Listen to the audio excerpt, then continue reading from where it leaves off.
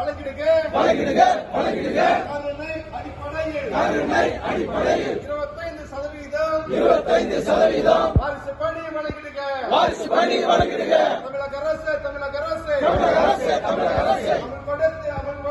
அமல்படுத்து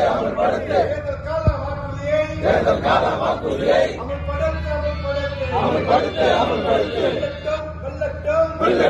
வெல்லட்டும் சாலை பணியாளர் சங்கத்தின் திருச்சி மாநில செயற்குழு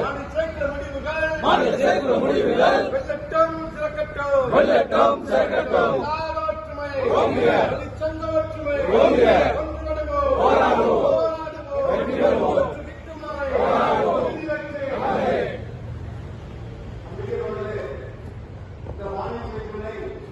நம்ம சங்கத்தினுடைய மாநில அங்கத்தோட பாலசுமணி பழனிதாய் பெருமாள் உங்கள் சார்பாக அன்பளிக்க இருக்கிறது.